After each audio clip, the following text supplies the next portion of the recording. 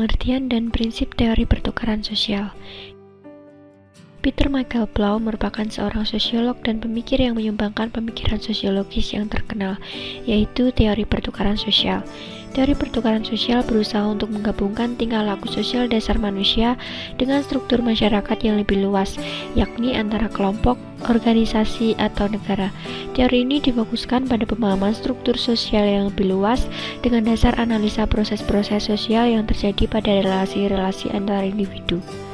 Menurut Blau, tujuan dari studi interaksi dari individu ke individu adalah untuk menempatkan dasar pemahaman yang lebih mendalam mengenai gejala yang muncul dalam bentuk struktur-struktur sosial. Perspektif teori Blau penting karena secara eksplisit memperlihatkan saling ketergantungan antara pertukaran sosial di tingkat mikro dan munculnya struktur sosial yang lebih besar atau makro.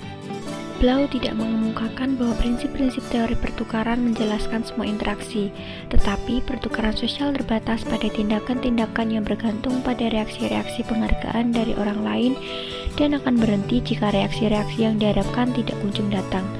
Dengan kata lain, terbatas pada tingkah laku yang menghasilkan imbalan, yakni tingkah laku yang akan berhenti ketika seseorang berasumsi bahwa tidak akan mendapat imbalan lagi. Fenomena tarik-menarik yang mendasar antara pelaku-pelaku sosial inilah yang menyebabkan terjadinya pertukaran sosial. Ketika orang-orang tertarik kepada satu sama lain dengan didasari bermacam-macam alasan, maka akan mendorong mereka untuk membentuk asosiasi-asosiasi sosial atau organisasi-organisasi sosial. Jika sudah terbentuk ikatan awal antar pelaku sosial di dalam suatu organisasi itu, maka imbalan yang diberikan satu sama lain berfungsi untuk mempertahankan dan menguatkan ikatan itu. Namun, di balik itu apabila terjadi ketidakseimbangan imbalan-imbalan, maka akan memperlemah bahkan menghancurkan asosiasi itu sendiri yang kemudian akan melahirkan diferensiasi kekuasaan. Proses pertukaran sosial dalam kehidupan. Proses interaksi sosial timbul pertama-tama di dalam kelompok-kelompok sosial.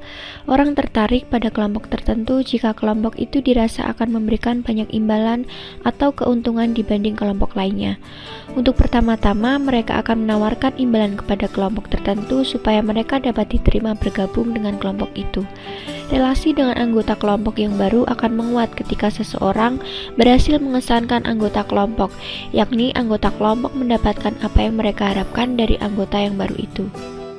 Pada tahap awal pembentukan kelompok, muncul persaingan dari anggota-anggota kelompok untuk mendapatkan pengakuan dari kelompok yang ingin dianut.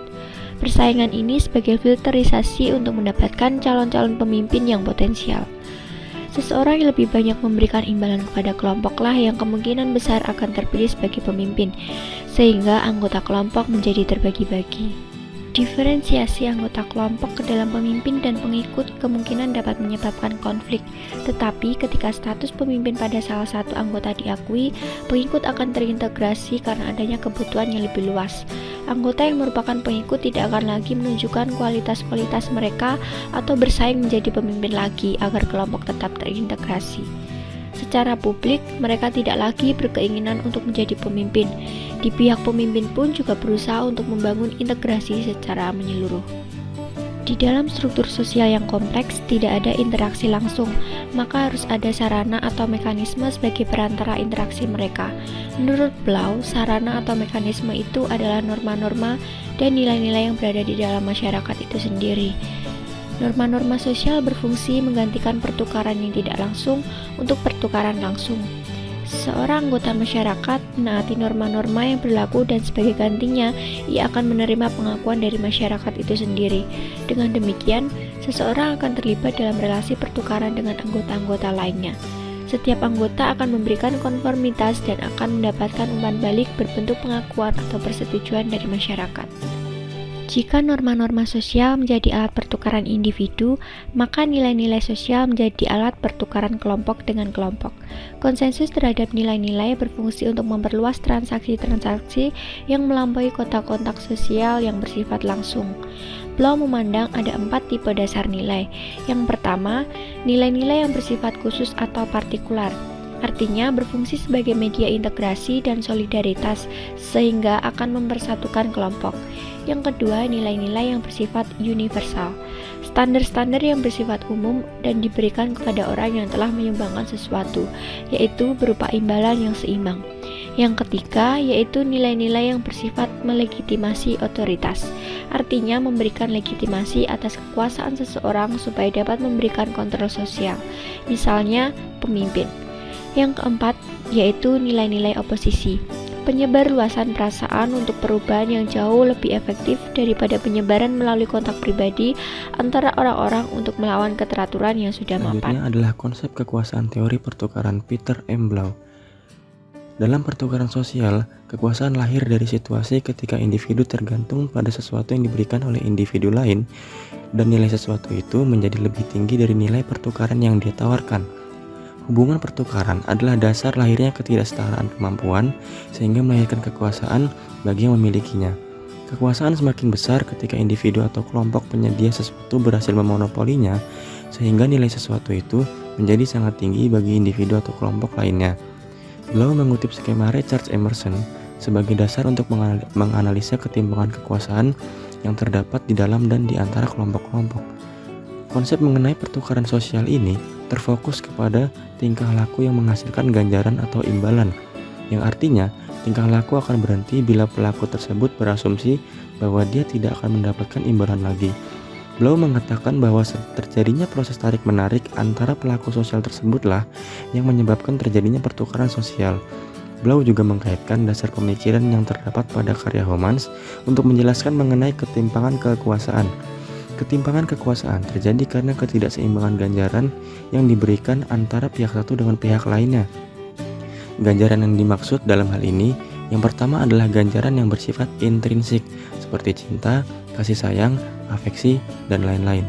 Ganjaran yang kedua adalah ganjaran yang bersifat ekstrinsik, seperti uang, barang, dan bahan material lainnya.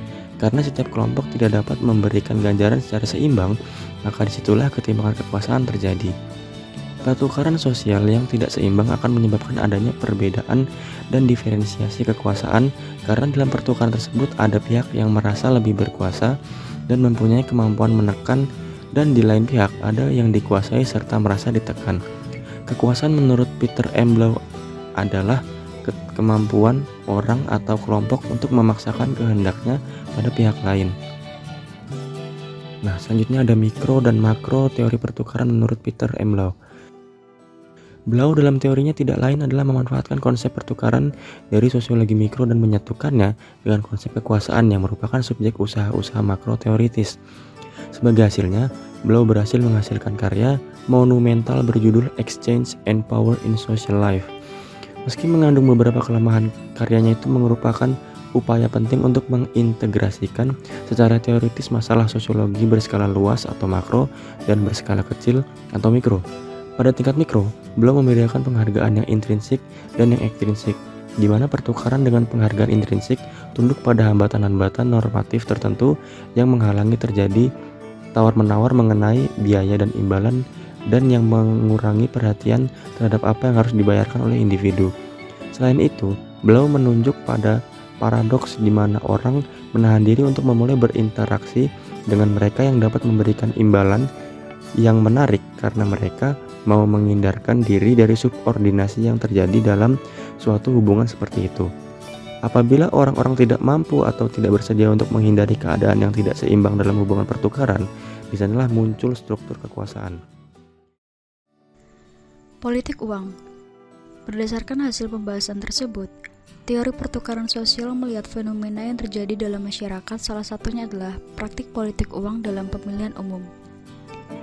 Teori pertukaran sosial melihat bahwa fenomena politik uang tidak terlepas dari interaksi sosial antara individu dengan calon legislatif pada pelaksanaan pemilu.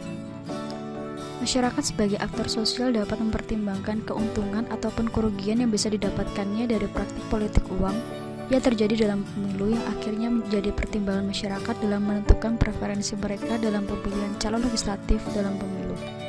Oleh karena itu, semakin tinggi ganjaran atau reward yang diperoleh dalam politik uang, maka semakin besar kemungkinan perilaku tersebut akan diulang.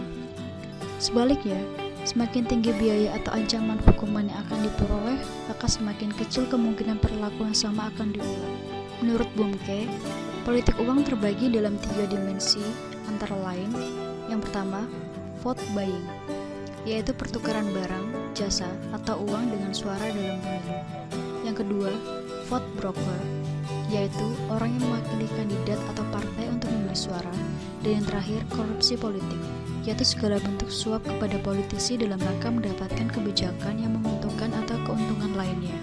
Terdapat beberapa alasan yang membuat masyarakat menerima politik uang, diantaranya yaitu: yang pertama, keterbatasan ekonomi. Keterbatasan ekonomi yang dimiliki masyarakat membuat mereka berpikir rasional untuk mendapatkan sejumlah keuntungan, termasuk ketika menerima imbalan yang diberikan calon pasangan dalam pemilihan umum. Dan yang kedua, rendahnya pendidikan. Penyebab dari rendahnya kualitas pendidikan masyarakat tentu tidak terlepas dari keterbatasan ekonomi, yang membuat masyarakat tidak mempunyai kesempatan untuk mendapatkan pendidikan yang lebih baik. Rendahnya kualitas pendidikan pada akhirnya mengakibatkan masyarakat kurang akan pengetahuan politik. Ketidaktahuan masyarakat ini mempengaruhi perilaku mereka dalam menyikapi praktik politik uang yang terjadi. Hal ini terlihat dari mudahnya masyarakat dalam menerima imbalan yang diberikan dan kemudian sangat mudah dipengaruhi oleh pihak-pihak tertentu untuk memilih calon pasangan dalam pemilihan umum.